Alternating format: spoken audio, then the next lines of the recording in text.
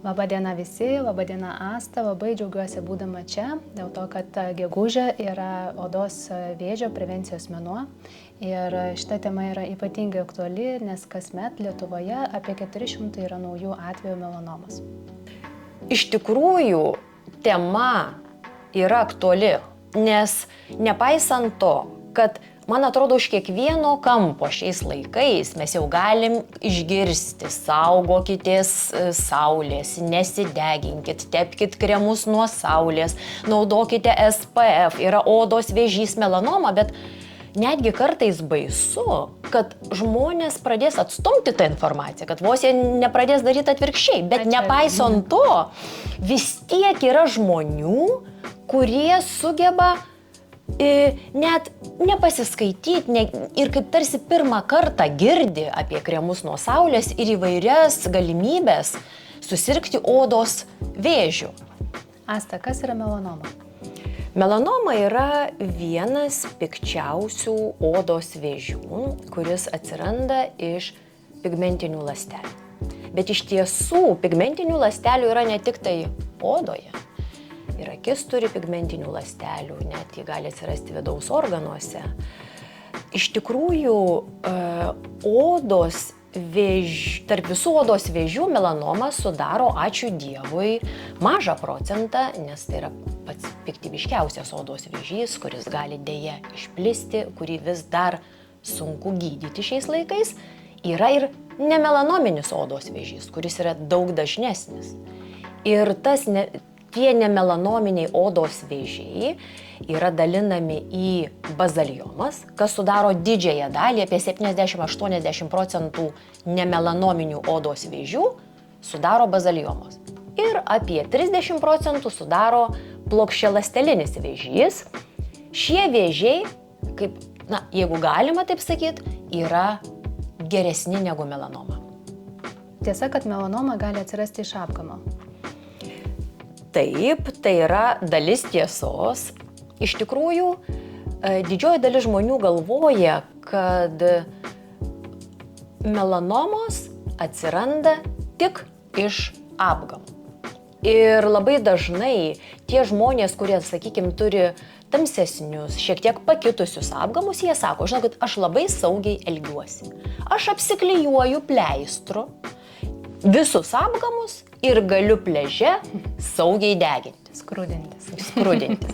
Tai va čia yra ta didžioji klaida, nes skiriasi literatūros duomenys, šiek tiek skiriasi skaičiai, bet apie 30–50% melanomų atsiranda iš apgamų.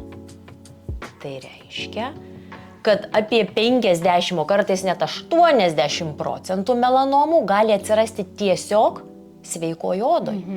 Imti ir atsirasti juodas taškas toj vietoj, kurio nebuvo.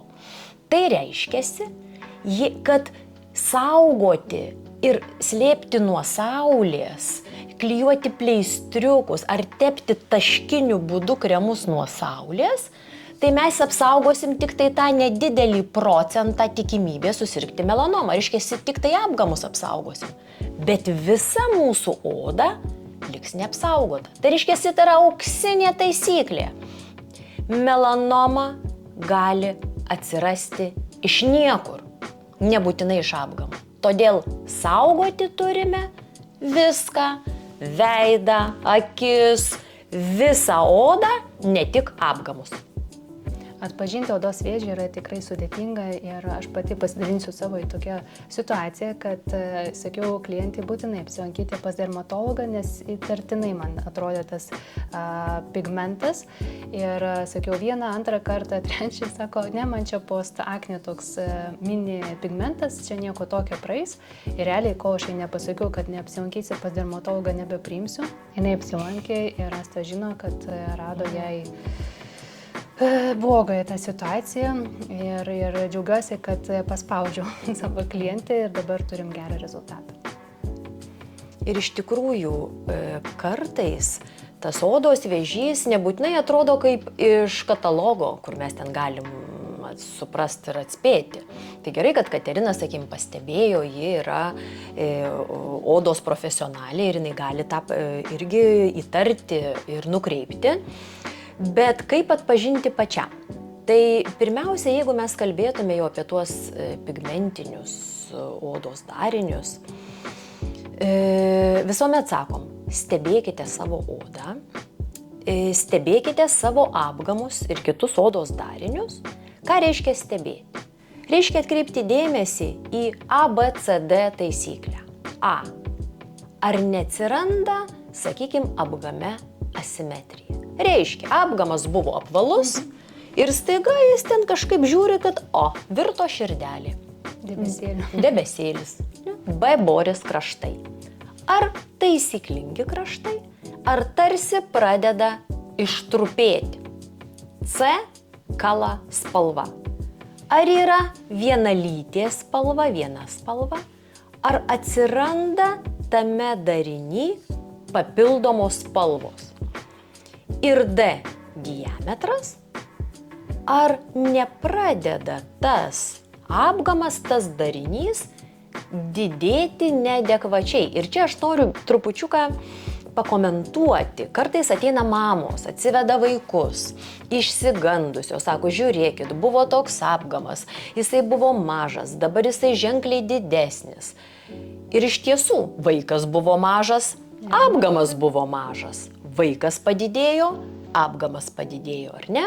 Tai mes ne apie tai, mes šnekam apie tokį, neadekvatų didėjimą, ar ne, kad jau pavasarį mes matėm kažkokiu 2 mm aguonos grūdą, o jau vasarop jau tas darinys yra ženkliai didesnis, ar ne, tai mes ir vadiname to diametro didėjimu. Bet, tai čia yra ABCD, čia yra ta taisyklė, kuri galioja visuomet, kai mes kalbam apie, dažniausiai apgamus. Bet yra ir tokių požymių, kaip pavyzdžiui, atsiradusi negyjanti žaizdelė, kur sako, trupučiuką paspaudžiau, pašlapiavo, bet paskui ir nebespaudžiu ir vis pašlapiuoja. Arba pakraujavo, bet nespaudžiu, nieko nedarau ir vis tiek pakraujuoja. Arba atsiranda kažkokia dėmė, kur lygtai čia buvo uždegimas, lygtai čia kažkokį susižeidžiau, lygtai čia po kažkokio spuogo, bet ta dėmė tarsi tampa aktyvi, kaip jis sako, tarsi gyvena savo gyvenimą. Žodžiu, tikrai visuomet geriau 100 kartų ateiti be reikalo pas dermatologą pasitikrinti, negu tą vienintelį kartą praleisti ir pagalvoti, kad čia tai jau tikrai nieko nebus. Tai tikrai labai šiuo atveju raginčiau žmonės stebėti savo odą, žinoti apie ją, nes tikrai yra tokių atvejų, kur ateina ir tu klausi, ar yra dėl ko jums neramu, ar yra, kad kažkas pakito. Sako, aš turiu daug apgamų, tai jau čia jūs pasižiūrėkit. Toks vaizdas, kad, aš esu labiausiai suinteresuota, kaip ten tie apgamai gyvena. Tai jūs žinokitgi apie savo apgamus, tai yra jūsų labai svarbi dalis. Ir jeigu yra įtarimas, visuomet reikia pasitikrinti. Aš pastebėjau, kad mes moteris, tai mes tikrai save apžiūrim, visas kūno dalis ir turbūt kiekviena moteris atsimena, koks apgamiukas, bet vyrai, jie dažniausiai nekreipia dėmesį į savo kūną ir tai tėčio diena ir aš manau, kad apsilankymas pas dermatologą patikrai yra tobula dovana. Žinau, kad būtina yra tikrintis, bet kas kiek laiko profilaktiškai reikėtų apsilankyti pas dermatologą patikrai. Visuomet sakau, būtų labai gražu kartą metuose atvykti tokiai technikiniai odos apžiūrai, kad ramiai savo pasižiūrėt nuo viršugalvio iki kojų pirštų, iki padų, kaip ten atrodo apgamai ir kiti odos dariniai. Tai kartą metuose būtų tobula. Dar paminėsiu keletą, sakykime, tokių įdomesnių faktų apie melanominius ir nemelanominius odos vėžius. Iš tikrųjų, ilgą laiką šioje srityje pirmavo saulėtos šalys, tai yra Australija ir Naujoji Zelandija. Bet pastaraisiais dešimtmečiais įsiveržė į pirmą penketuką ir kartais net pirmą, antrą vietą kai kuriais metais pastaraisiais ima Šiaurės Europą. Tai tokios išsivysčiusios šalys kaip Danija, kaip Švedija, kaip Olandija, pas juos melanomų atvejų ženkliai padaugėjo ir kartais jie tampa metų rekordininkais. Manau, kad tai yra dėl to, kad ypatingai Lietuvoje žmonės pasiilgsta saulės ir kai išskrenda į Dubajų, kas dabar labai dažnai būna sausio mėnesį visi skrenda pailsėti, tiesiog pamiršta poilsio metu replikuoti ir teisingai teptis saulės apsauginiais SPF kremais. Kas tikrai yra įrodyta, ar ne, kad pats svarbiausias faktorius, kuris sukelia tiek melanomą, tiek nemelanominius odos vėžius, yra ultravioletiniai spinduliai. Ir dar labai svarbu, kiek kartų mes buvom nudegę. Už tai dabar labai saugom vaikus nuo pat mažens, kad tik tai kuo mažiau nudegtų. Reiškia, kuo dažniau nuo vaikystės skaičiuojant, mes buvom nudegę saulėje, o dabar mes visi važiuojam į Dubajų ir vartojam tą saulę, nes išsiilgę ir vartojam ir pervartojam ir nesaugiai vartojam. Tai reiškia, dėja, tai kapsi kaip rizikos faktoriai atsirasti ateičiai vienokiam ar kitokiam odos vėžiui. Mes dažnai pamirštame, kad reikia naudoti ir tinkamą kiekį SPF apsaugos. Dabar parodysiu, kiek reikia mūsų veidui ir kakui. Aišku, kūnui reikėtų daugiau, bet jeigu jūs tepate SPF apsaugą, nepamirškite tepti reguliariai, kas maždaug 2 valandas. Tai iš tikrųjų puikia dovana tėvo dienos proga ne tik patikra, bet ir teisingai parinktas kremas nuo saulės. Padedat parinkti. Mes iš tikrųjų turime didelį asortimentą būtent SPF apsaugos ir šiuo metu lyderiauja tiek iš Australijos kilęs gamintojai, tiek iš Ispanijos ir kviečiame atvykti ir parinkti savo tinkamą. Dėkojame visiems, kad buvote kartu, nepamirškite pasitikrinti ir apsilankyti pas dermatologą.